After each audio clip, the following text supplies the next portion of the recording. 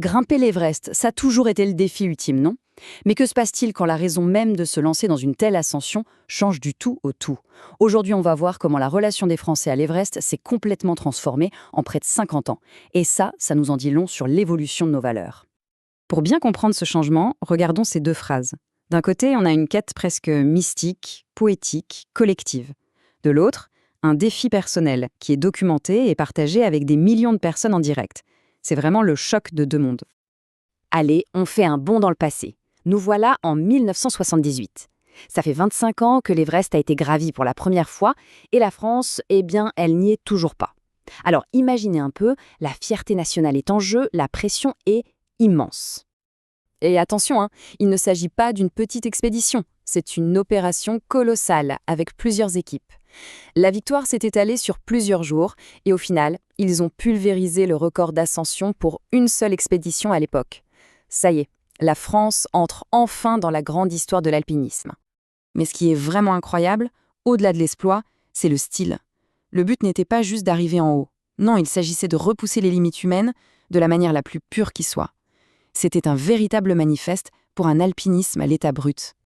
Et cette phrase de Pierre Mazot, elle résume tout. On est loin du marketing personnel là. C'était une quête poétique, nationale, presque spirituelle. Le fait que le chef d'expédition soit à la fois un alpiniste de renom et un député en dit long. Cette ascension était un vrai symbole. Bon, la gloire nationale, c'était un début. Mais l'esprit de l'alpinisme en France n'a pas arrêté d'évoluer. On est passé de ces grandes victoires collectives à des accomplissements personnels qui ont ouvert de nouvelles voies. Et ça nous amène à une toute nouvelle ère, avec une mission d'un tout autre genre. Et là, il faut parler de Christine Janine, une véritable pionnière. Son histoire est remarquable, pas seulement parce qu'elle a été la première Française au sommet de l'Everest, ce qui est déjà énorme en soi, mais surtout pour ce qu'elle a construit après. Et c'est ça le point crucial. Le pourquoi de l'ascension commence à changer. Ce n'est plus juste une conquête pour soi. Le sommet devient un tremplin, une plateforme pour une cause beaucoup plus grande, une façon de donner en retour.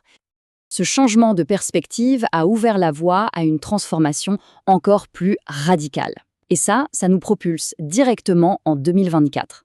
On assiste à une véritable révolution dans ce que signifie gravir l'Everest, porté par un explorateur d'un genre nouveau, un pur produit de l'ère numérique.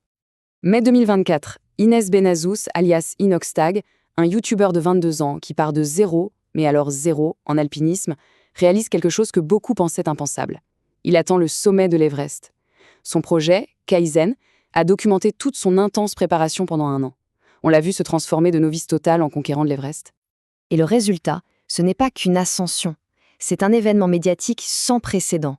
Ça a commencé avec une projection unique de son documentaire au cinéma, et là, carton absolu. Les records de vente de billets ont été pulvérisés.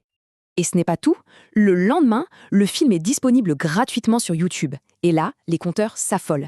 Les chiffres sont hallucinants. On parle de millions et de millions de vues en seulement quelques jours. Mais ce ne sont pas juste des vues.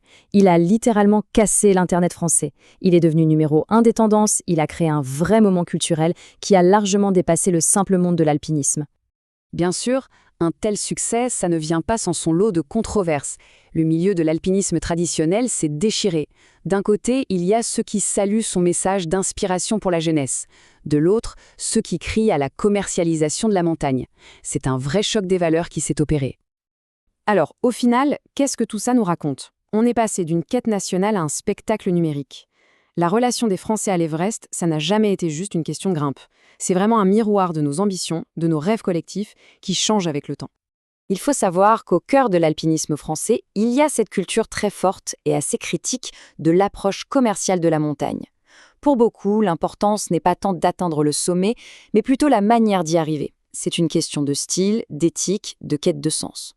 Finalement, oui, l'Everest est un miroir. De la gloire nationale à la cause personnelle et jusqu'à l'influence numérique, la façon dont on aborde la montagne en dit terriblement long sur les valeurs qui nous animent, et ça laisse une question en suspens pour l'avenir. Quelle sera la prochaine grande raison qui poussera des êtres humains à vouloir atteindre le toit du monde ?